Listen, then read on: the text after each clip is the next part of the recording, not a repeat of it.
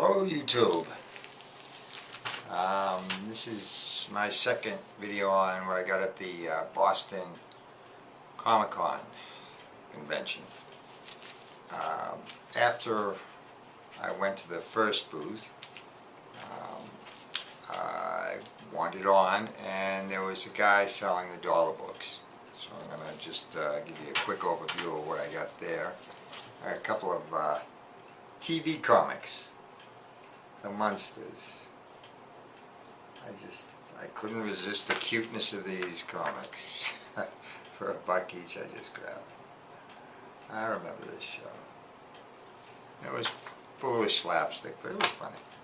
I bought a whole bunch of Fables. I have a couple of these, and I kind of enjoyed them. And at $1 a piece I bought like a dozen of these. Red She-Hulk. I never bought any of those. I bought like a dozen of those. There was a little run of this new series, Star Brand and Night Mask. So I bought about 4 or 5 of those. This is another thing I've heard online, Powers. I was curious about it. And at $1 a piece I'm certainly willing to try all this different stuff. I don't know, I probably got half a dozen in a row of those. So that should give me some good reading. I haven't quite got around to it.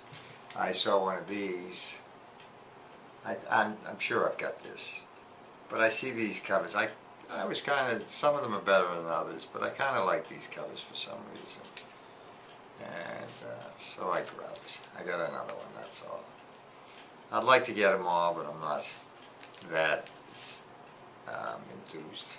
Like I saw a Transformers one that I bought, but I know there's a whole bunch of different ones I don't have that I don't really care.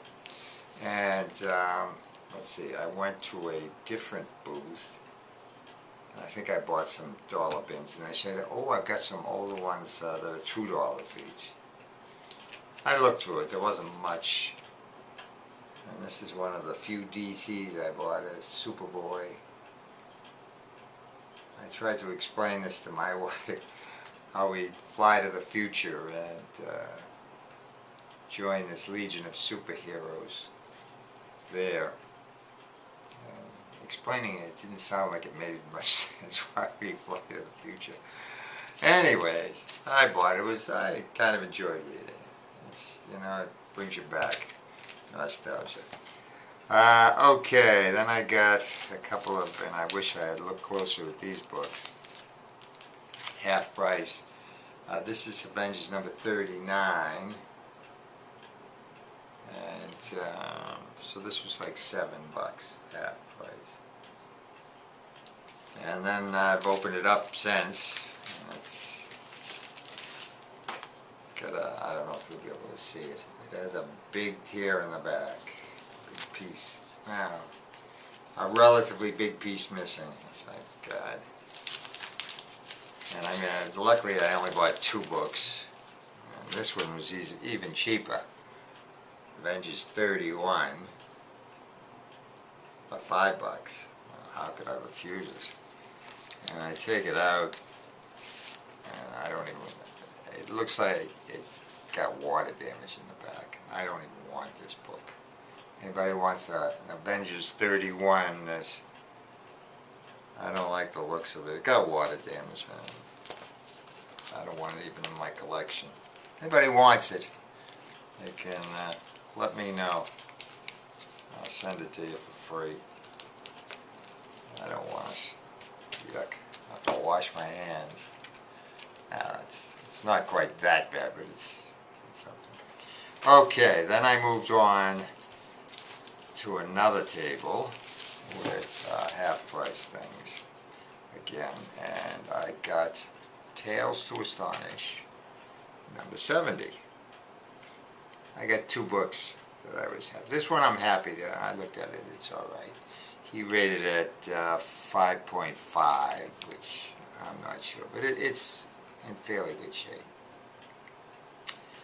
And this is one I needed for my Tales to Astonish. And when I was younger, this was the first one I bought. I remember this because I didn't even realize before this it was Giant Man and the Hulk and Tales to Astonish. When I started reading it, it had just started with Submariner. But I didn't have a copy, and it's an expensive thing. This was half price. It cost me 20 bucks. But it's one I needed, fill in the gap. Here's another one I should have bought a long time ago. Number 47.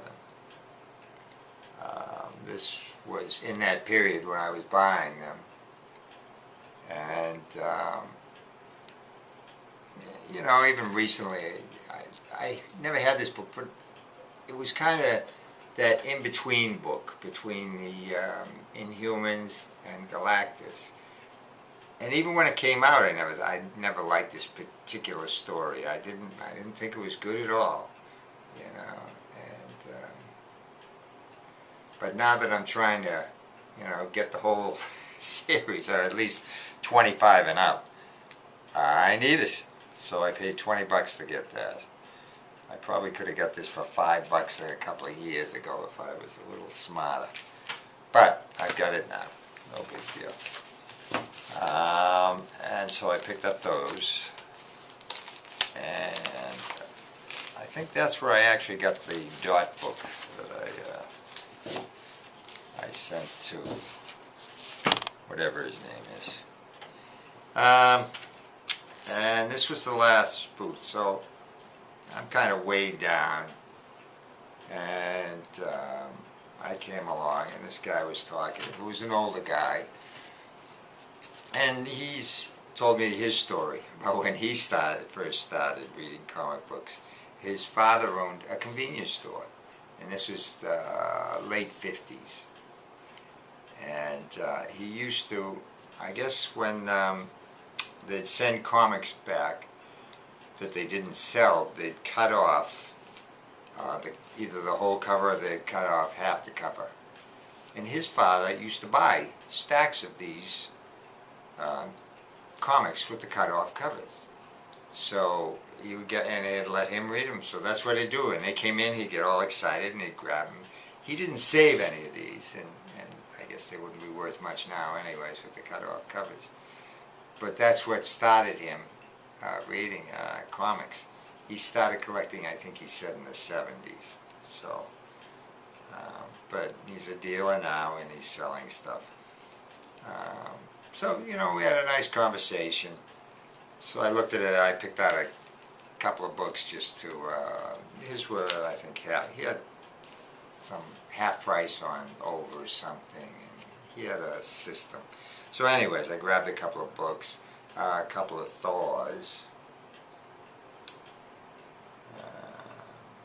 and he's got, this graded as fine. This is the 208. I think this is Dr. Von Schiller's one that he's crazy about. And a Thor 187, very fine. This was, so this was 14 bucks, half price. This is the expensive books. They're not very expensive, but considering the first place I bought was 3 bucks, these were a little more expensive.